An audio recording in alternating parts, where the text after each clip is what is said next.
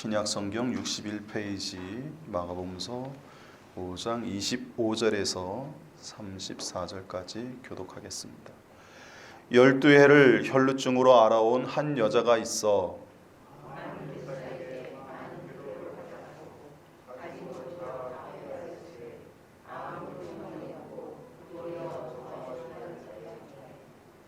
예수의 소문을 듣고 무리 가운데 끼어 뒤로 와서 그의 옷에 손을 대니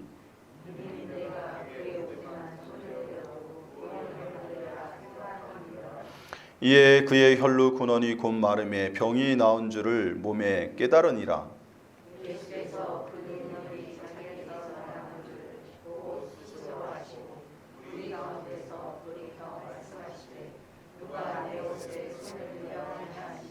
제자들이 여짜오되 무리가 에워싸 미는 것을 보시며 누가 내게 손을 대었느냐 물으시나이까 하되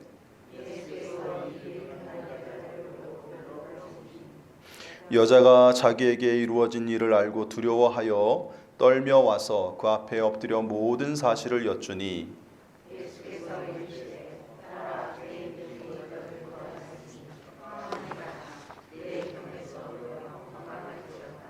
아멘. 할렐루야. 제가 마가복음서 5장에는 세 가지 치유 기적 이야기가 수록되어 있다고 말씀을 드렸습니다. 첫 번째는 가장 긴 치유 기사인 거라사의 군대 귀신 들린 자를 예수님이 고쳐주신 이야기였어요. 예수님께서 제자들에게 바다 건너편으로 가자고 배 여행을 제안하셨는데 이유가 두 가지였다고 말씀드렸습니다. 첫 번째는 제자들의 믿음이 아주 부족함을 위기 속에서 스스로 깨닫도록 그리하여 경각심을 갖고 좋은 밭의 심령이 되도록 노력하도록 예수님께서 가르치시기 위해서 계획하셨고, 또 하나는 이 먼 곳까지 거라사의 광인을 만나서 예수님께서 그를 치유하시기에 오셨다. 그러니까 오직 한 사람, 이 사람을, 이 영혼을 구원하기 위해서 예수님이 오셨다라고 하는 것. 이것은 예수님이 한 영혼을 위해서 어디까지 수고할 수 있는지를 보여주는 모습이기도 하고, 한 영혼을 얼마나 긍휼히 여기시는가, 그의 고통에 공감하고 계셨는가를 또 보여주는 부분이고요. 그러나 이것은 단순히 한 영혼만 고치신 사건은 아니었고, 지난번에 말씀드린 바대로 그 대화 속에 등장하는 여러 가지 그 상징들, 돼지라든가 또는 군대라고 하는 그 레기온이라고 하는 그런 단어, 또 거라사라고 하는 지명이 특별히 언급된 점, 뭐 이런 것들이 이 데가볼리 지방 전체를 지배하고 있는 로마 제10군단이라고 하는 그 로마 제국을 상징하는, 그 힘의 권력을 상징하는, 그래서 힘으로 통치하는 이 로마 제국에 대한 그 억압, 그리고 그들이 세상의 구원자로 자처하는 허장성세, 이런 것들을 다 예수님께서 까발려서 그들이 실상은 이곳에 거주하는 수많은 불쌍한 영혼들을 억압하고 사실은 죽이는 존재임을 예수님께서 이러한 사건을 통해서 간접적으로 깨닫도록 하는 어떤 그 복선이 깔려 있는 사건이라고 말씀을 드렸어요. 그리고 실제로 예수님이 승천하신 이후에 이제 유대 전쟁이 한 30년 뒤에 일어나는데, 그 전쟁 기간에 자신들을 그동안 지켜주고 보호해주고 이롭게 했다고 믿었던 거라사에 주둔하고 있는 제10군단이 오히려 거라사, 오늘날은 이제 제라시라고 하는 곳인데, 그것을 파괴해서 그 주변까지 다 초토화시키거든요. 그래서 그들의 본색이 드러나는 것을 알 수 있고, 그 시기 직후에 쓰여진 게 마가복음서예요. 그러니까 마가복음서가 특별히 이 거라사 광인의 얘기를, 수많은 치유 기사가 있지만 거기에 주목한 이유 중에 하나가 또 그런 부분이 있다라고 말씀을 드렸습니다. 그리고 예수님은 어느 곳을 가든 제일 먼저 그곳에 어둠의 권세들을 물리치시고 그곳을 정화하시고 깨끗하게 하신 후에 거기에 하나님의 말씀을 선포하셔서 믿음을 받아들이는 자들은 그 깨끗한 곳에 거룩한 성령을 모실 수 있도록 준비시키는 작업을 하셨는데, 그게 거라사 이방 땅에 도착하시자마자 예수님이 제일 먼저 행하신 기적이 이런 군대 귀신 들린 자를 쫓아내신 이유라고도 말씀을 드렸습니다. 어쨌든 그러한 독립적인 긴 치유 기사가 먼저 하나 앞에 나오고, 나머지 두 개의 치유 기사가 이제 마가복음서 5장에 있는데, 첫 번째 앞부분은 야이로가 자신의 딸을 고쳐달라고 하는 이야기가 나오죠. 근데 그게 끝이 안 나고 매듭지어지지 않고 중간에 12의 혈루증 걸린 여인이 이제 개입을 하면서 마치 그 샌드위치 구조라고 하는데 ABA, 그러니까 해당장 야이로의 이야기가 이 여인의 이야기를 감싸고 있는 듯한 이러한 문학적인 구조로 표현되어졌어요. 그 이유는 몇 가지가 있습니다. 첫 번째는 시간 순서상 그렇게 일어났기 때문이고요. 두 번째는 이 두 사건이 이렇게 복선이 이렇게 서로 얽히면서 서로 이렇게 연이어서 이렇게 같이 언급되게 하신 그 하나님의 보이지 않는 뜻이 있어요. 무슨 얘기냐면 오늘 본문에 나와 있는 그 치유받는 대상인 12의 혈루증 걸린 여인과 야이로의 딸의 공통점이 되게 많아요. 일단 둘 다 여성이라는 것이고요. 그리고 회당장의 딸이 몇 살이냐면 뒷부분에 보시면 나옵니다만 42절쯤인가요? 12살이라고 나옵니다. 12년. 12살. 이 세상에서 12년 살았어요. 이 아이가 태어났을 때 그때 혈루증 걸린 여인은 그때 그 병에 걸려요. 12의 혈루증 걸렸으니까. 그러니까 세상은 참 불공평하고 모든 이가 행복한 세상이 아님을 이것을 통해서 알 수 있어요. 그러니까 누구는 새로운 생명이 태어남을 즐거워하고 기뻐하고 막 좋아했을 거예요. 야이로의 집에서는. 근데 이 여인의 집에서는 뭐예요? 한 여인이 혈루증에 걸려서 고통받기 시작하는데 이거는 단순한 질병이 아니었죠. 피를 흘리는 병인데 유대 정결법 레이기에 의하면 이런 질병은 문둥병과 같은 취급을 받아요. 그래서 다른 사람을 부정하게 만든다고 간주되는 병이에요. 그러니까 피를 자꾸 흘리다 보면 그 안에서 몸에서 안 좋은 병균이나 뭐 이런 것들 바이러스 같은 게 나오기도 하잖아요. 그래서 그런 의학적인 이유로도 이제 하나님께서 이 여인이 앉은 곳은 다 부정하다. 이 여인과 접촉한 사람은 부정하다. 그래서 이런 피를 흘리는 유출병 환자들 꼭 하혈만 아니더라도 그런 분들에 대해서 부정하다고 간주하고 그 병이 일시적으로 이렇게 있다가 고쳐지면 문제가 없는데 12년 동안 지속적으로 이렇게 낫지 않고 이런 질병으로 고통받는 경우에는 격리하게 되어 있어요. 사회로부터. 왜냐하면 다른 사람들을 부정하게 하고 건강상으로 위협을 줄 수 있는, 전염시킬 수 있는 가능성이 높기 때문에 그래서 하나님이 격리시키도록 하셨거든요. 그러니까 이 여인은 뭐예요? 그때부터 가족들과 헤어져서 격리된 삶을 살아야 되는 거예요. 그러니까 얼마나 외롭고 고통스러운 세월을 12년간 보냈겠어요. 그죠? 그러니까 이제 그 12년이라는 숫자가 공통분모가 또 있고요. 또 예수님이 이 두 사람, 회당장 야이로의 딸도 그렇지만 이 여인을 치유할 때 예수님이 어떤 방식으로 치유하셨습니까? 말씀으로, 손으로 터치하셔서. 그러니까 야이로의 딸은 예수님이 직접 손을 잡아 일으키셨고 회당장, 12의 혈루증 걸린 여인은 이 여인이 스스로 예수님의 몸에 손을 대서, 그러니까 손이 매개체가 돼서 치유받는 기적이 일어났다는 사실을 알 수 있습니다. 그리고 이 두 치유받은 자들을 언급하는 성경의 호칭이 뭐냐면 똑같이 딸이에요. 딸. 그죠? 그러니까 공통점이 되게 많아요. 두 사람의 서로. 그래서 동일한 요소들이 되게 많이 품고 있고 예수님이 똑같이 치유하셨다라고 하는 부분. 그다음에 유대 정결법에 의하면 이 여인만 부정한 존재가 아니고 아이도 부정한 존재예요. 병에 걸렸을 때는 문제가 없는데 죽었잖아요. 죽은 자는 죽음은 부정한 존재, 부정의 근원이라고 생각되기 때문에 죽은 자는 부정하다 이렇게 생각하기 때문에 이 아이도 정결법의 기준에 의하면 예수님이 시신을 만지면 안 돼요. 예수님이 시신을 만지는 순간 정결법에 따르면 7일 동안 정결례를 치러야 돼요. 그러니까 이 두 사람 다 정결법의 기준으로는 부정한 존재로 간주되는 자를 예수님이 고쳤다는 거예요. 그러니까 여러 가지 공통분모가 되게 많은데 그러한 부분이 두드러진 이야기를 서로 이게 혼합되게 기록하면서 두 사건을 통해서 중복된 그런 표현들을 통해 가지고 예수님의 치유 사역에 의미하는 부분을 더 명확하고 더 강조하려는 의도가 이 안에 담겨져 있다고 볼 수 있고요. 그리고 이 두 사건이 연이어 이렇게 일어난 것이 이런 유사점으로 볼 때 이게 우연이 아니고 하나님의 커다란 구원 계획 속에 그 하나님의 섭리 속에서 일어난 일이라는 것을 우리에게 또한 시사해 줍니다. 여러분 생각해 보세요. 이렇게 공통분모가 많은 사건이 연이어서 이렇게 겹쳐서 일어난다는 게 이게 이 확률이 얼마나 되겠습니까? 하나님의 계획 속에 특별히 이러한 것들이 이루어진 일임을 여러분들 믿으시길 바랍니다. 그래서 이 의미가 무엇인지 우리가 아는 게 중요하고요. 또 그럼에도 불구하고 차이점이 있어요. 이 차이점은 회당장 야이로와 이 12의 혈루증 걸린 여인, 즉 예수님께 와서 예수님을 처음 고쳐달라고 요청하거나 예수님께 고침받으려고 나온 자들의 모습이 좀 대조가 되죠. 일단 회당장 같은 경우는 거룩한 회당에서 봉사하는 사람입니다. 그러니까 정결법에 의해서 부정한 존재가 아니라 거룩한 사람이에요. 반면에 아까 말씀드렸다시피 이 여인은 뭐예요? 부정한 존재로 간주돼요. 그리고 회당장 이 야이로는 이름이 벌써 알려져 있는 것을 알 수 있듯이 굉장히 유명한 사회적인 그 당시 그 지역의 유지, 명사라고 할 수 있죠. 그리고 이 가버나움 회당이 로마 세관이 있을 정도로 그 당시에 이제 그 지역에서 큰 마을이었고 그 지역에서는 가장 큰 회당이 세워진 곳이에요. 그러니까 소위 말해서 우리식으로 하면 큰 교회, 큰 교회의 지도자예요.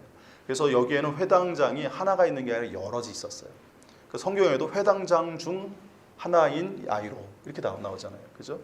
그래서 이 큰 회당에서 나름대로 회당장으로 선출되고 사람들이 따르는 사람이라고 하면 사회적으로나 종교적으로나 굉장히 존경도 받고 영향력도 미칠 수 있는 사람이에요. 근데 12에 혈루증 걸린 여인은 이름도 언급이 안 되죠. 물론 여인들 자체가 이런 기록에 공식 문서에 잘 이름이 기록이 안 되기도 하지만 뭐 예수님의 어머니라든가 뭐 다른 막달라 마리아든가 심지어는 뭐 다른 사람들 이름은 많이 나오잖아요. 근데 특히 마가복음서에 이름 없는 여인들 또 일반 여인들 뭐 이런 존재들이 많이 등장하는데 그 중에서도 이분은 특별히 이름이 없이 나오는 사람이라는 점에서 사회적으로 무명의 인사라는 점에 또 대조가 되고요. 또한 경제적으로 보면 이 12해 혈루증 걸린 여인은 그동안 고침받기 위해서 많은 의사들을 만났고 그래서 가산을 다 탕진했다고 성경에 나옵니다. 그죠? 재산이 없어요. 그러니까 무산 계급이에요. 근데 반면에 회당장 야이로 같은 경우는 뭐 그 직급에서 알 수 있듯이 상당한 유지고 재정적으로 충분한 그런 사람이라는 사실을 알 수 있어요. 그러니까 경제적으로, 사회적으로, 종교적으로 양극단에 대조되는 성별까지 따지면 네 가지 분야에서 대조를 보이는 사람이에요. 이것은 무엇을 얘기하냐면 예수님께 나오는 자들, 믿음을 갖고 나오는 자들은 이러한 성별 또는 사회적, 종교적, 그 다음에 어떤 경제적 그런 차이에 관계없이 누구든지 치유되고 회복될 수 있다라고 하는 하나님의 은혜를 입게 하신다는 그 예수님의 그 자비하심과 전능하심을 또 은혜 베푸심을 이 이야기가 우리에게 대도적인 차이점을 통해서 우리에게 또한 시사해주고 있다는 점에서 우리가 또한 소망을 가질 수 있음을 여러분 믿으시기를 바랍니다. 그러니까 인종, 뭐 성별, 또 경제적, 사회적 이런 거 세상에서는 많이 따지잖아요. 그죠? 우리가 그러한 외적인 조건 때문에 사람에 대해서 평가하고 또는 선입관을 갖기도 하고 또 누구는 대접해서 높이고 누구는 천하게 보기도 하고 사람들은 그런데 우리 주님은 그런 것에 관계가 없다. 하나님도 사람을 보실 때 뭘 보고 계신다고 말씀하셨습니까? 외모를 보지 않고 그 마음의 중심, 하나님을 향한 열정과 믿음을 보신다고 말씀하셨습니다. 그래서 우리가 주 앞에 나올 때 믿음을 갖고 주님을 사모하는 마음으로 나오면 우리도 주님의 놀라운 은혜들을 다 누릴 수 있음을 여러분 믿으시길 바랍니다. 세상에서는 권세가 있고 돈이 있고 또는 출세하고 이름이 나 있고 사회적인 영향력을 끼칠 수 있는 사람들이 대우받고 그런 사람들이 혜택을 많이 보지만 하나님 나라는 그것과 관계가 없습니다. 또 오늘 제 본문 말씀 관련해서 특별히 이제 야이로의 이야기가 먼저 시작은 하지만 먼저 치유받은 순서에 따라서 12의 혈루증 걸린 여인 이야기를 조금 자세히 살펴보려고 합니다. 이 여인이 치유받는 과정을 좀 보면 굉장히 혼잡한 상황에서 치유받은 것을 알 수 있어요. 야이로가 와가지고 자기 딸 고쳐달라고 오셔서 손을 얹어가지고 안수기도 해주셔서 낫게 해달라고 이제 요청하니까 예수님께서 이 야이로를 따라가십니다. 대답하진 않고 행동으로 보여주셔요. 그래서 예수님이 가시는 그 길을 제자들도 따라가는데 그 자리에 예수님을 만나러 왔던 큰 무리도 같이 따라갑니다. 근데 사람들이 예수님을 빨리 따라가려고 이렇게 서로 이렇게 하다 보니까 사람들이 많다 보니까 좀 앞자리 차지하려고 그랬는지 모르겠습니다만 빨리 쫓아가려고 하다 보니까 자꾸 이제 예수님과 의도치 않게 부딪히는 일이 생겼어요. 그래서 성경에는 에워싸 민다 이렇게 되어 있어요. 예수님을 둘러싼 상태에서 사람들이 이게 서로 자기들끼리 부딪히는 가운데 떠밀려 가지고 예수님을 잡고 이제 건드리는 거죠. 근데 그런 과정에 에워싸 미는 틈에 이 여자가 몰래 뒤에 가가지고 예수님의 옷을 만졌다 이렇게 되어 있습니다. 그렇죠? 그리고 그 즉시 예수님의 능력이 그녀에게 옮겨져서 그녀가 예수님의 능력으로 치유받았다라는 것이 오늘 이야기입니다. 근데 이 과정에서 방금 이제 말씀드린 것을 알 수 있듯이 예수님과 신체 접촉을 한 사람이 이 여인만이 아니에요. 큰 무리가 예수님을 에워싸 미는 가운데 많은 사람들이 예수님과 신체 접촉을 했어요. 더군다나 에오사 밀다라고 하는 표현이 미완료 시제로 표현되어져 있어요. 그러니까 헬라어로 미완료 시제는 지속되는 거예요. 현재 진행형과 똑같습니다. 영어로 얘기하면. 그러니까 계속해서 반복해서 예수님을 미는, 에워싸 미는 그런 상황이 벌어지고 있는 거예요. 그러니까 사람들이 계속해서 많은 사람들이 예수님을 접촉한 거죠. 근데 그런 많은 사람들이 예수님을 접촉했지만 그들에겐 치유 기적이 일어났습니까? 안 일어났습니까? 안 일어났어요. 제가 왜 치유 기적이 그 사람들이 안 일어났느냐, 났느냐를 가지고 이야기하냐면, 여러분, 예수님을 이 당시에 이제 찾아온 사람들의 주 목적이 뭐였습니까? 예수님 가르침도 듣기도 하지만 그들이 진짜 찾아온 목적은 병고침이었죠. 귀신 축출이고. 예수님이 기적을 행하신 걸 보고 사람들이 벌떼같이 몰려들잖아요. 그걸 놓고 이제 예수님이 먼저 말씀을 가르치시죠. 그러고 나서 치유해 주셔요. 왜냐하면 사람이 말씀으로 그 속사람이 변해야 영생을 얻고 구원을 얻지, 육체가 낫는 것만으로는 하나님 나라에 들어갈 수 없기 때문에. 그리고 예수님이 고쳐주신 그 육신은 결국 이 땅에서 떠나갈 때, 하나님 나라 갈 때 다 썩어 소멸될 수밖에 없는 육신이기 때문에 예수님이 진짜 주고 싶으신 것은 생명의 말씀, 영생의 길을 주시고 싶은 거잖아요. 그래서 예수님이 어떻게 보면 병고침의 미끼를 통해서 하나님 말씀을 이제 전하는 그런 일들을 하셨고, 그러고 나서 이제 고쳐주셨거든요. 그러니까 이때 예수님 만나러 이 가버나움, 이 항구로 많은 사람들이 예수님 오자마자 몰려든 이유는 다른 때와 똑같이 그런 치유받고자 하는 의지가 있어서 온 거란 말이죠. 근데 그러한 사람들이 예수님을 접촉했지만 그 누구도 뭐예요? 치유받은 사람은 아무도 없어요. 오직 이 12의 혈루증 걸린 여인 한 사람만 치유를 받았다라고 하는 사실. 더군다나 사람들은 수도 없이 접촉하고 에워싸 미는 가운데 여러 번 예수님과 접촉했지만 이 여자는 딱 한 번 그렇게 됐죠. 그래서 영어로는 just one touch 사건이라고 그래요. 그런 아주 간단한 문장으로 딱 한 번 만졌을 뿐인데 예수님의 놀라운 능력이 일어났다고 해서 그걸 또 강조해서 이렇게 표현하더라고요. 근데 이 여인이 유일하게 치유받은 이유가 뭡니까? 오늘 본문에도 나오죠. 예수님이 직접 말씀하세요. 34절에 뭐라고 하십니까? 내 믿음이 너를 구원하였다 말씀하셨어요. 이 여인에게 믿음이 있었다는 거예요. 어떤 믿음이요? 12년 동안 그 어떤 의사도 고치지 못했던 병을 예수님은 고칠 수 있다는 믿음. 그리고 예수님의 옷자락을 내가 만지기만 하면 나을 수 있다는 믿음. 이 믿음이 있어서 이러한 놀라운 역사가 일어났다는 거예요. 반대로 얘기하면 에오싸미는 수많은 그 따라가던 무리들은, 큰 무리, 즉 많은 사람들은 그러한 믿음이 없어서 고침받지 못했다라는 뜻이기도 합니다. 고침받고 싶어서 예수님을 찾아왔음에도 불구하고 예수님을 만지면, 접촉하면 예수님의 능력을 내가 입어서 고침받을 수 있다는 믿음이 없었다는 뜻이에요. 여러분, 예수님을 꼭 만날 때 안수기도를 받아야만 병이 낫는 건 아니었잖아요. 그죠? 예수님 말씀으로 고치시기도 하고, 소경 같은 경우에는 진흙을 잊게 가지고 눈에 바르는 형식으로 고쳐주시기도 하고, 또 에바다 그 벙어리 치유할 때는 침을 뱉어가지고 고치시기도 하고, 아무튼 다양한 방법으로 예수님이 고치신단 말이에요. 그리고 심지어는 로마 백부장의 하인을 고치실 때는 그 하인이 오히려 말씀만 해주세요. 그럼 말씀만 하셔도 그 명령이 유효한 것처럼 자기가 군대에 부하들한테 명령할 때 그 명령 내리면 그 말이 유효해서 일이 진행되는 것처럼 예수님이 여기서 명령만 하셔도 내 집에 있는 하인이 낫는 걸 내가 믿습니다 이렇게 고백하는데 그 믿음대로 되는 역사가 일어나잖아요. 그래서 예수님은 사실은 전능하시고 무한한 능력의 주님이시고 그 어떤 제한도 제약도 없는 분이신데, 사람들이 자꾸 스스로 자기들의 어떤 문화 또 생각에 예수님을 가두려는 경향이 있어요. 특히 이 회당장 야이로도 예수님의 그 치유를 소망하면서 예수께 나왔을 때 부탁할 때 뭐라고 부탁했습니까? 아까 집에 오셔서 자기 딸 위에, 아픈 환자 위에 손을 좀 얹어달라고 그랬잖아요. 그게 안수기도 해달라는 거거든요. 그 당시 유대인들이 치유받는 그 가장 많이 그 치유받는 기적의 방식이 안수기도였기 때문에 그러한 전통적인 방식으로 그냥 상식적 수준에서 유대인이라면 갖고 있는 그런 수준에서 예수님께 요청을 한 거예요.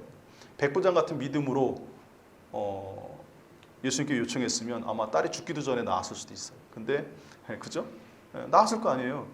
근데 그런 믿음과 믿음의 상상력은 없었다는 거예요. 그러니까 이 사람들도 예수님 앞에 나았기를 바라고 나오긴 했는데 이런 방식으로 나으리라는 생각을 못하고 있고 또 그 사실을 믿지 않았다는 거예요.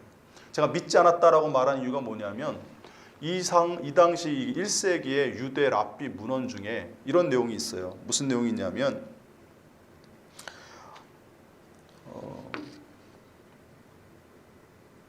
온전하지 못한 자가 온전한 자의 옷단수를 만지면 온전해진다라는 말이 있어요. 말 참 되게 어려운데 온전하지 못한 사람이 즉 소위 말해서 온전한 사람의 옷단수를 만지면 온전해진다. 말 되게 어려운데요. 여기서 온전한 자는 뭐냐면 하나님과 바른 관계 속에서 거룩하고 경건한 의인을 뜻해요. 반면에 온전치 못한 자는 그 반대겠죠. 그러니까 하나님과의 관계가 깨진 존재이고 하나님이 볼 때 죄인이에요. 특히 옷단술과 연결되어서 이런 말씀이 오가고 있는 이유가 뭐냐면 민수기 15장 38절로 39절을 한번 보시기 바랍니다. 민수기 구약성경 네 번째 책 민수기 15장 38절로 39절을 보면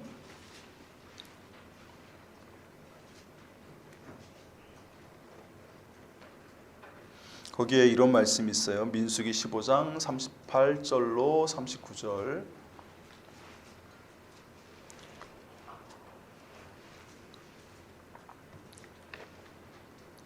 이스라엘 자손에게 명령하여 대대로 그들의 옷단 귀에 술을 만들고 청색끈을 그 귀에 더하라. 이 술은 너희가 보고 여호와의 모든 계명을 기억하여 준행하고 너희를 방종하게 하는 자신의 마음과 눈의 욕심을 따라 음행하지 않게 하기 위함이라 라고 하나님 말씀하셨어요. 그러니까 하나님이 이스라엘 백성에게 요구하는 명령사항이에요. 그래서 이스라엘 백성들 중에 하나님 말씀대로 살겠습니다, 하나님 계명을 지키며 살겠습니다 라고 마음에 결단하고 서약한 자들은 자기의 옷에 옷 네 귀퉁이 끝에 이 술을 다는데 청색실로 이어진 술을 달아요. 그리고 그것이 치렁치렁하게 보이지 않습니까? 활동할 때마다.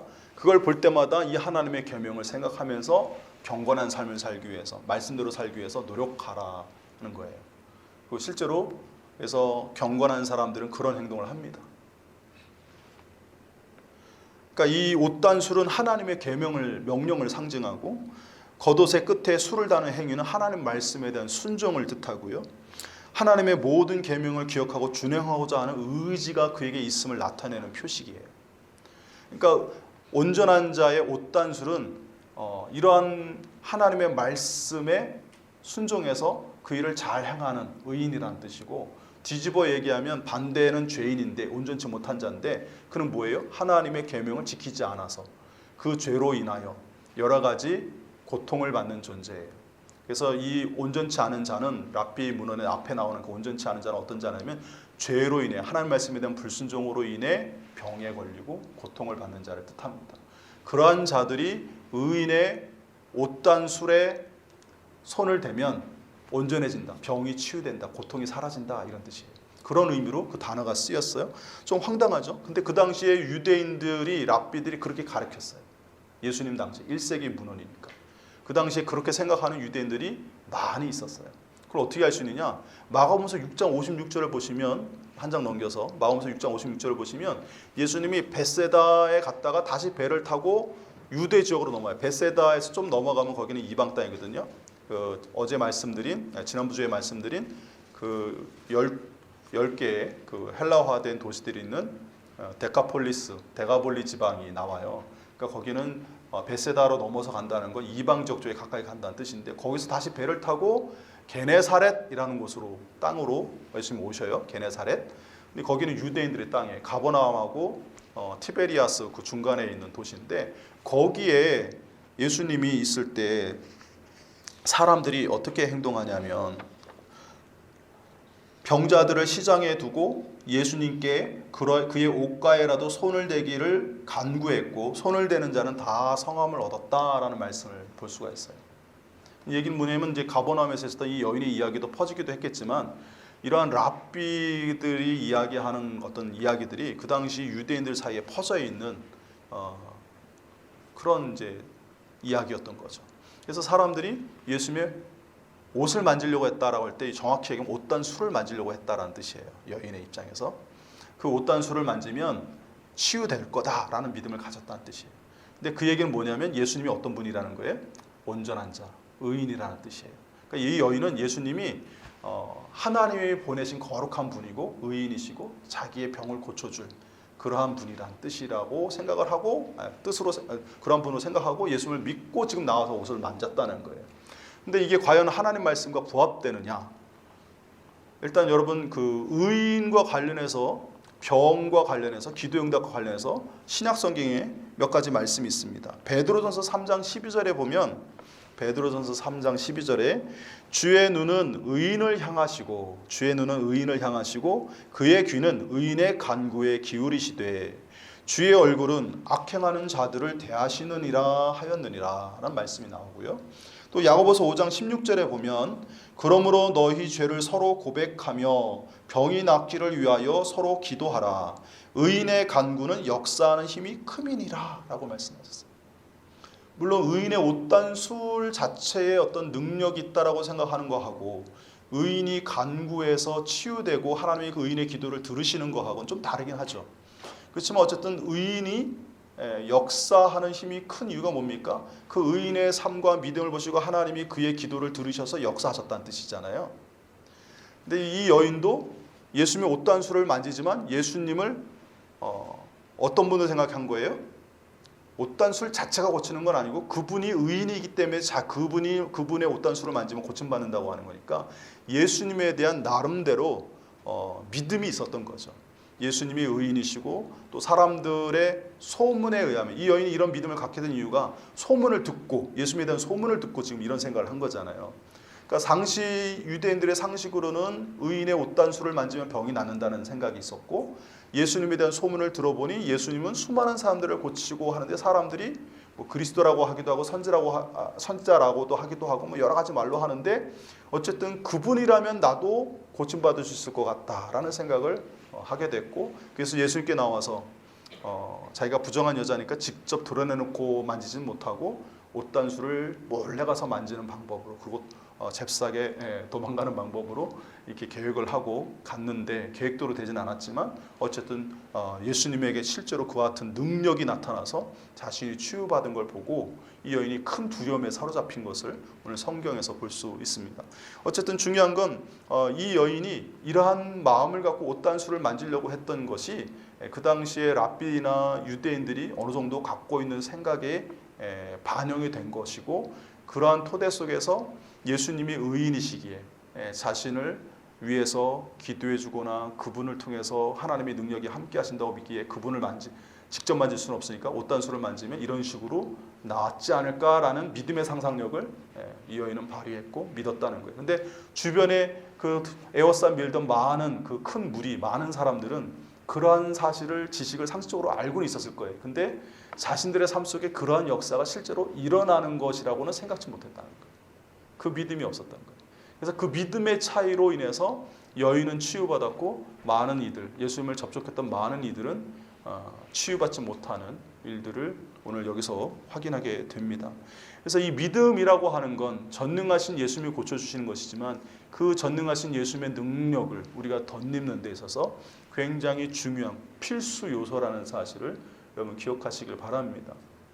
우리가 치유받고 하나님의 은혜를 입는데 결정적 요인은 믿음입니다. 아까 초반에 야이로하고 여인의 대조적인 면을 통해서 세속적으로 우리가 많이 보는 그런 기준들을 말씀을 드렸는데 사회적, 경제적, 종교적, 그다음에 성적으로나 이런 부분에서의 어떤 우위성 이런 것들을 주님은 생각지 아니하시지만 이와 같은 믿음, 영적인 이런 믿음 하나만큼은 예수님이 중요시 여기고 그걸 보시고 치유 여부를 결정하신다는 점에서 우리가 갖춰야 될 주님 앞에 나올 때마다 꼭 가지고 나와야 될 것이 무엇인지는 명확합니다. 그래서 하나님 앞에 온전한 믿음으로 나오시길 바랍니다. 여기서 온전한 믿음이란 성경에 나타나는 여러 가지 은혜의 역사들이 내게도 지금 이루어질 수 있다는 것, 그리고 주님은 우리의 상상을 초월하여 우리가 생각지 못한 방식으로도 얼마든지 주님은 놀라운 역사를 이루실 수 있다는 것, 그 사실을 믿는 믿음으로 우리가 하나님 앞에 나와서 예배하고 경배하고 기도 드려야 될 줄로 믿습니다. 그러한 믿음의 사람들에게 하나님의 은혜가 놀랍게 나타나게 될 것입니다. 한편 오늘 이 성경 말씀과 관련해서 이 여인이 이렇게 옷단수를 만지는 것과 관련해서 방금 말씀드린 것처럼 이렇게 놀라운 역사가 나타났어요. 그리고 이 놀라운 역사를 행하게 된 이유가 앞서 말씀드린 바대로 소문을 듣고 이런 일들이 일어났다고 했잖아요. 그러니까 이 여인이 예수님께 나와서 이런 놀라운 일들을 행하게 된 이유가 누군가에게 예수님에 대한 이야기를 들었기 때문이라는 사실도 중요합니다. 성경에 로마서 10장 17절에 그러므로 믿음은 들음에서 나며 들음은 그리스도의 말씀으로 말미암는다라는 말씀이 있어요. 그러니까 우리가 믿음이 예수님 앞에 나와서 구원을 얻고 은혜를 입는 유일한 그리고 가장 절대적인 필수 요소인데 그 믿음을 어떻게 얻을 수 있느냐? 하나님 말씀을 들을 때 그 말씀에 반응하면서 우리의 믿음이 자라고 성장한다는 사실을 하나님은 로마서 10장 17절에 명확하게 말씀하고 계십니다. 그래서 여러분 잘 믿어지지 않으면 않을수록 일단 판단을 유보하고 주님 앞에 나와서 하나님 말씀을 자꾸 들어보세요. 그리고 자꾸 말씀을 읽어보세요. 그러다 보면 어느 순간 그 말씀이 이해가 되고 믿어지는 역사가 이루어지게 되는데 그때 하나님의 기적을 경험하여 하나님이 그 믿음을 확증시켜 주심을 여러분들이 체험하게 될 것입니다. 그래서 일단은 자꾸 의심이 되더라도 말씀을 들어보십시오. 처음에는 이해가 안 되더라도 자꾸 듣고 연구하고 공부하고 배우다 보면 그 이유를 알게 되고 깨달아지고 믿어지는 체험이 있으리라 확신을 합니다. 그렇게 이 여인이 치유받았기 때문에 우리는 또한 이것을 통해서 무엇을 우리가 도전받냐면 여러분 때를 얻든지 못 얻든지 하나님 말씀 자꾸 전하셔야 돼요. 하나님 말씀을 받은 자로서 간직한 자로서 세상에 빛이 되기 위하여 우리는 하나님의 말씀 그리스도의 가르침을 많은 이들에게 전해줘야 됩니다. 평소에는 뭐 여유 있고 좋을 때는 예수님 말씀이 귀에 들어오지는 않을 거예요. 근데 회당장 야이로의 경우처럼 절박한 경우라면 자기 딸이 막 죽어가고 있는 그런 상황인데 다른 방법은 고칠 수가 없어요.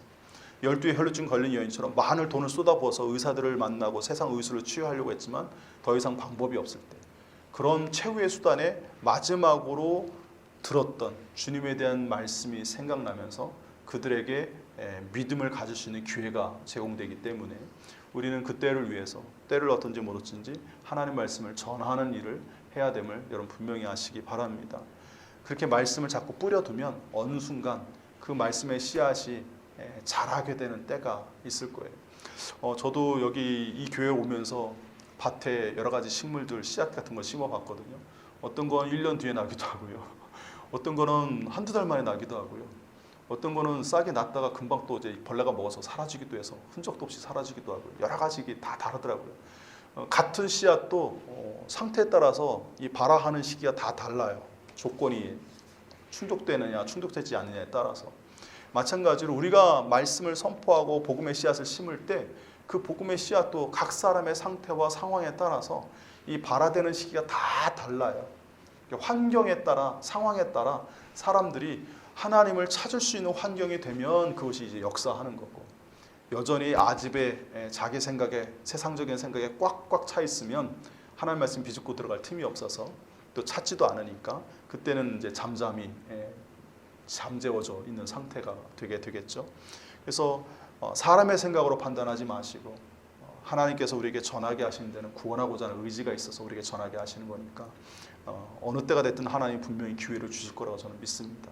그래서 때를 얻든지 못 얻든지 하나님 말씀을 자꾸 심어주시고 예수님의 소문을 듣고 이 여인이 왔던 것처럼 우리가 받은 은혜를 자꾸 간증해서 소문을 내시기를 바랍니다. 한편 이 예수님께서 이렇게 능력이 나간 걸 아시고 예수님이 어떤 행동을 취하셨습니까? 그냥 지나가시지 않고 걸음을 멈추셨어요. 그리고 사람들에게 이야기합니다. 누가 내게 손을 대었느냐라고 물으셨어요. 그때 제자들이 뭐라고 합니까? 이렇게 사람들이 에워싸고 있는데 당연히 사람들 손대는 거 당연하죠 하면서 별 생각 없이 대답을 해요. 근데 제자들이야 그렇다 치더라도 예수님을 에워싸 밀었던 그 많은 사람들 예수님께 손을 댔을 거 아닙니까? 그죠? 누가 손을 대었느냐라고 예수님 말씀하시면 그들이 어떻게 반응해야 돼요?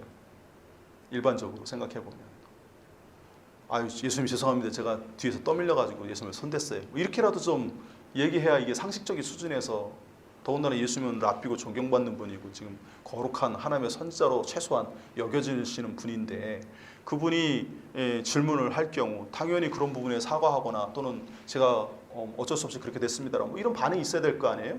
근데 아무도 얘기하지 않아요. 침묵합니다. 자신의 허물과 실수가 드러나지 않도록 침묵해요. 모른 척합니다. 근데 몰래 도망가려고 했던 이 여인이 성경에 보니까 33절에 뭐라고 되어 있습니까? 두려워하여 떨며 와서 그 앞에 엎드려 모든 사실을 여쭈었다. 이게 모든 사실을 다 자백했다 이 뜻이에요. 근데 그 이유가 자신에게 일어난 일을 알고라고 되어 있어요. 그러니까 예수님의 능력을 경험하고 나니까 이 여인이 자신이 생각한 것보다 예수님이 훨씬 더 위대하신 분이라는 사실을 아마 깨달았던 것 같아요.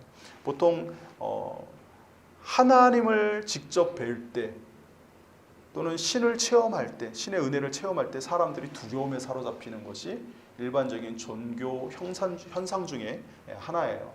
그러니까 뭐 우리처럼 막 받았다고 감사합니다 뭐 이런 마음을 가질 수도 있지만 내가 여전히 죄인이고 부족한 사람이라는 의식이 강한 사람일수록 하나님의 은혜를 경험하면 자신의 과거의 삶에 대한 그 두려움, 그 죄된 것에 대한 두려움, 하나님에 대한 두려움 이런 것들이 어느 순간 이렇게 미치면서 두려워서 말을 못하는 뭐 그런 현상들이 나타나요. 근데 이 여인에게 일어난 현상이 그런 현상이었을 거라고들 생각을 합니다. 그러니까 이 예수님이 하나님의 아들 그리스도라는 사실을 이 여자가 인지하고 두려워 떨고 있었는데 예수님이 이 말씀을 하시니까 예수님을 속일 수 없어서 자백을 한 거예요. 근데 이 여인이 자백할 때 무슨 얘기를 했겠습니까? 내가 병이 나았습니다. 또는 내가 고침받았습니다. 뭐 이렇게 하고 끝냈을까요? 자신의 병이 뭔지도 얘기했을 거예요. 왜 자신이 예수님의 옷자락을 뒤에 몰라서 만지려고 했는지도 얘기했을 거예요. 그죠? 그러다 보면 무슨 얘기가 드러납니까? 자기는 혈루증 걸린 여인이라는 사실이 드러날 수밖에 없고 유대 정결법에 의하면 자기는 부정한 여인이라는 거예요. 그리고 자기가 지금 사람들 틈을 비집고 와가지고 예수님 옷자락 만진 거 아닙니까? 어쨌든 에워싸 미는 중에 만졌으니까 다른 사람들도 분명히 부딪혔을 거란 말이에요. 근데 유대인의 정결법, 그럼 유대인의 일반적 상식에 의하면 자기 때문에 지금 이 사람들이 다 어떻게 된 거예요? 종교적으로 부정해진 거예요. 그 12의 혈루증 걸린 여인과 관련해서 그 제재, 이런 경우에 제재되는 내용은 없어요. 성경에는 안 나와요.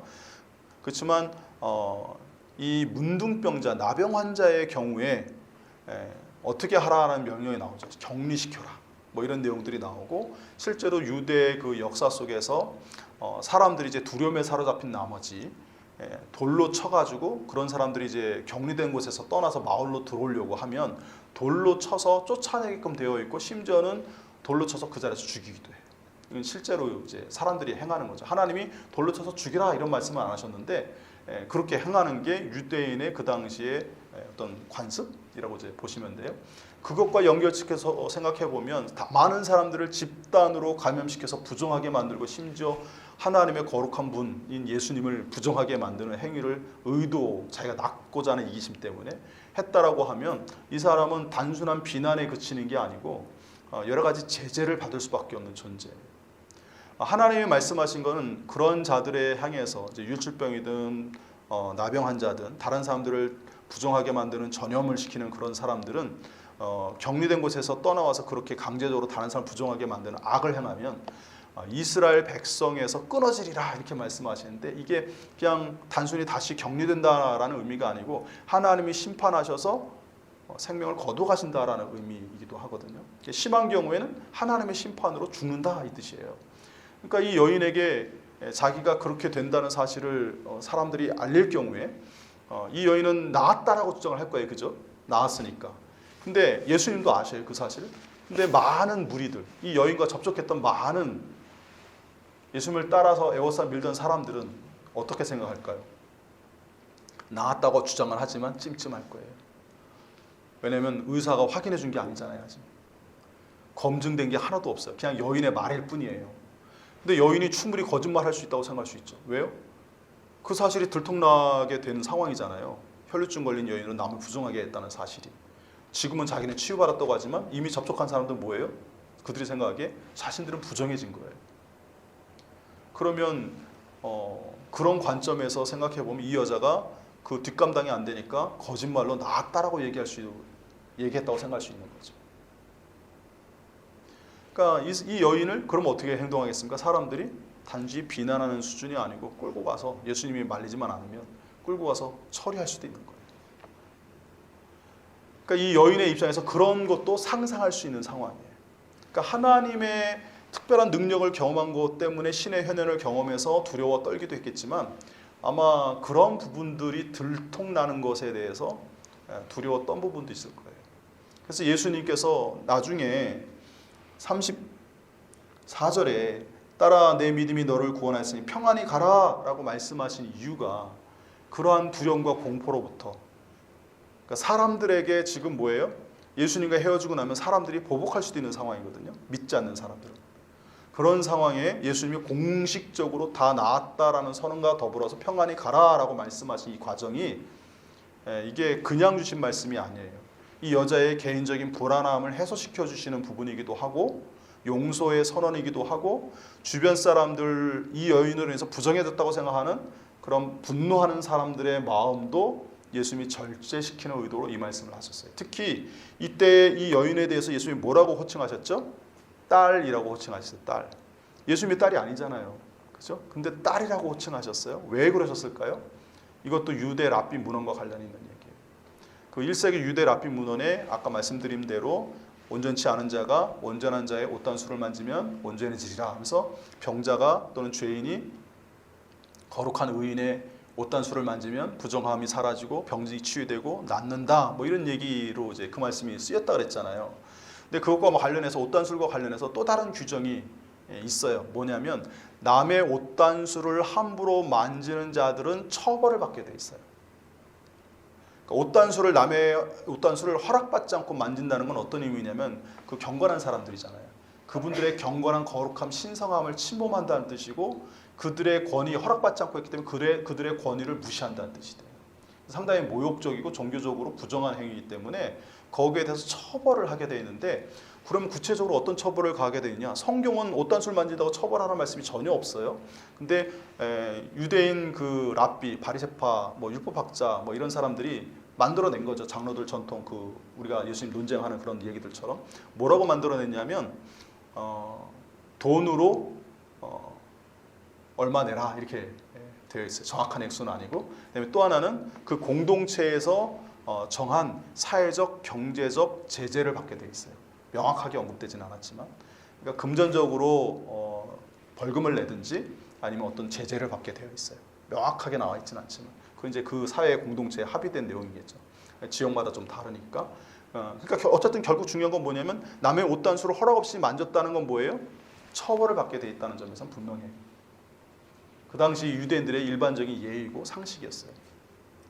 그러니까 이 여인이 옷단수를 만져서 예수님께 해를 끼친 거잖아요. 그리고 예수님 앞에 죄를 지은 거고 처벌을 받아야 돼요. 근데 예외 조항이 있어요. 남의 옷단수를 만져도 처벌받지 않는 자들이 있어요. 누구 거라고 생각하십니까? 아들, 딸? 맞았어요. 그 옷단술 주인의 자녀들은 만져도 돼요. 아버지의 옷단수를 아무 때나 만져도 처벌받지 않아요. 내 새끼인데 처벌하겠습니까? 그러니까 지금 예수님이 뭐예요? 이 여인이 옷단수를 만졌잖아요. 근데 그 옷단수를 만진 여인을 예수님이 뭐라고 얘기하시는 거예요? 너는 내 딸이야. 딸아라고 말씀하세요. 딸아. 그냥 여인이라고 말씀하셔도 되고 이 연약한 자야 뭐 이렇게 할 수도 있고 병자라고 부를 수도 있고 뭐 또 다양하게 다르게 부를 수도 있거든요. 일반적으로 여성 이런 성인 여성을 볼 때는 귀나이카 해가지고 부인 이렇게 부르거든요. 근데 예수님께서 딸아라고 불렀다는 거예요. 그건 이 옷단술과 관련된 랍비들의 그 규정과 관련해서 보면 면제 대상이다라는 뜻이에요. 너는 내 옷단술을 만졌지만 처벌받을 필요가 없어. 너는 내 딸이니까. 그런 의미도 있고요. 또 하나는 어떤 의미가 있냐면 이 여인은 12년 동안 혈루증 걸려가지고 뭐 했다고요? 격리된 생활을 했어요. 가족들과 함께하지 못했던 외로운 인생이에요. 근데 이 여인에 대해서 예수님이 딸이라고 규정하셨어요. 그럼 뭐예요? 가족으로 삼아주신 거잖아요. 말씀 속에서. 근데 예수님이 앞부분에 마가복음 3장에 예수님이 가족을 새로 규정하셨죠. 3장 마지막 부분에 바알세불 논쟁 다음에 예수님의 어머니 마리아와 형제들이 찾아와서 예수님 뵙고자 할 때 누가 내 어머니 누가 내 형제냐 하시면서 말씀하신 게 있잖아요. 그때 누가 예수님의 형제의 어머니라고 주님 말씀하셨죠? 하나님의 뜻대로 행하는 자라야 내 어머니 내 형제다 말씀하셨어요. 그 말씀과 연결해서 바로 이어서 생각하면 이 여자가 딸이라는 뜻은 뭐예요? 하나님 뜻대로 행한 자라는 뜻이에요. 그럼 뭐예요? 이 여자가 예수님을 몰래 다가가서 옷단술을 만진 건 누가 시켜서 한 거예요? 누구의 계획에 따르고 누구의 뜻에 합당한 거예요? 하나님의 뜻에 합당한 거예요. 하나님의 뜻에 따라 네가 그 일을 한 거야. 이 말씀이에요. 그런 말씀들이 배경이 이 말씀 속에 담겨져 있어요. 그러니까 이 여인이 행한 것은 자기는 이제 죄를 졌다고 생각하고 처벌받아야 된다고 생각하고 사람들에게 보복받을까 봐 두려워 떨고 있는 상황인데 예수님이 따라 말씀하시면서 평안히 가라, 네가 병에서 놓여 건강할지어다 이렇게 축복하시는 말씀을 하시는 데에는 육신의 병도 고쳤음을 확증, 놓여 건강할지어다 하면서 확증도 시켜주시지만 그 두려운 마음의 공포도 해소시켜 주시고 다른 사람도 건드리지 못하도록 하시는 것이고 얘는 내 딸이야 라고 말씀하시면서 이 여인에게 일어난 이 모든 일들은 하나님의 뜻대로 이루어진 일이니 더 이상 허물치 말라라고 예수님이 선언하시는 거예요. 병이 나았음에도 불구하고 여인은 두려움 때문에 그동안 기쁨을 누리지 못하고 고통받고 있었거든요. 근데 그것에 대해서 예수님이 온전한 기쁨 속에서 자유함을 누리게 예수님이 배려하신 게 이 마지막 말씀이고 그 외로운 여인의 첫 번째 가족이 되어주신 분이 바로 예수님이십니다. 그래서 이 말씀들이 결코 그냥 이루어진 말씀이 아니라는 것을 여러분들이 배경 속에서 생각해 보면 예수님이 얼마나 한 영혼을 긍휼히 여기시고 세심히 배려하시고 깊이 관심하고 계시는가 하는 것을 우리가 알 수 있습니다. 그 예수님이 여러분과 저를 찾아오셔서 똑같이 행하실 거예요. 여러분들이 무슨 생각을 하든 그 생각 다 알고 계시면서 때로는 세심하게 위로도 하시고 권면도 하시고 또 길도 알려주시고 또 말씀도 하실 거예요. 근데 그 말씀을 우리가 잘 알아들어야 돼요. 따라라고 하는 이 말의 의미가 무언지 모르면, 그죠? 방금 말씀드린 그런 배경 속에 있는 이야기들을 모르면 그냥 예수님이 그냥 여성을 그냥 그렇게 말씀하셨나 보다 지나갈 거 아니에요. 근데 그 당사자가 나라면 내가 그런 말을 들었는데 예수님이 그런 의도로 말씀하셨는데 예수님의 말귀의 뜻을 정확히 이해하지 못한 상태에서 들으면 여전히 뭐예요? 우리는 두려움과 공포 속에 살아가겠죠. 하나님 말씀의 의미를 잘 아셔야 돼요. 예수님이 어떤 의도로 말씀하셨는지를 정확히 이해할 수 있어야 돼요.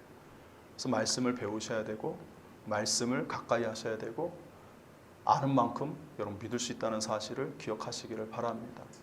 그리고 예수님은 우리에게 이러한 정말 배려하시는 주님이심을 여러분 믿으시길 바랍니다. 세상의 어느 권세자가 통치자가 탁월한 치유자가 이름 없고 무명의 죄인으로 평생을 12년간을 살아왔던 고통받는 별 볼 일 없는 여인을 위해 이렇게까지 하시겠어요?